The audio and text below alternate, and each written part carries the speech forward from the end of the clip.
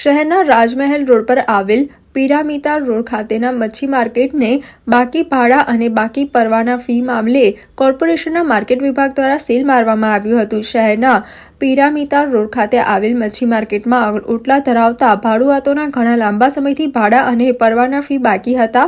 પાલિકાના માર્કેટ શાખાના superintendent doctor વિજય પંચાલ દ્વારા આ મામલે અહીંના વેપારીઓને નોટિસ બજાવી ભાડું ચૂકતે કરવા અને પરવાના ફી તાત્કાલિક ભરવા જાણ કરવામાં આવી હતી। અંદાજે 20 વર્ષથી તેઓના બાકી ભાડા અને પરવાના ફી મામલે જ્યારે પાલિકા તંત્ર નોટિસ પાઠવે ત્યારે વેપારીઓ 1-2 મહિના ભાડા ભરી જતા હતા, પરંતુ ત્યારબાદ વારંવાર ભાડા બાકી નીકળતા હતા। અંતિમ નોટિસ આપવા છતાં અહીંના વેપારીઓએ ભાડું ન ભરતા આખરે આજે પાલિકાના માર્કેટ સુપ્રિન્ટેન્ડન્ટ ડોક્ટર વિજય પંચાલે દબાણ શાખા અને રાવપુરા પોલીસ સ્ટેશનના સ્ટાફને સાથે રાખીને મચ્છી માર્કેટ સીલ કરી કાર્યવાહી કરી હતી। આજે વડોદરા મહાનગરપાલિકાના વહીવટી વોર્ડ નંબર 13 માં કીર્તિસ્તંભ પાસે આવેલા પિરામિતર વિસ્તારમાં પિરામિતર મચ્છી માર્કેટ કે જ્યાં ઓટલાઓને વર્ષોથી ભાડાપટ્ટે વાપરવા માટે આપેલ હતા, મચ્છી માર્કેટના વેપારીઓને છેલ્લા ઘણા સમયથી અંદાજે 10 વર્ષથી વારંવાર મૌખિક તેમજ લેખિત નોટિસો આપવામાં આવી, તેમ છતાં પણ વેપારી દ્વારા તેને દરકાર ન કરતા આજ રોજ પિરામિતર મચ્છી માર્કેટના સમગ્ર ઓટલાઓને સીલ કરવાની કાર્યવાહી કરેલ છે।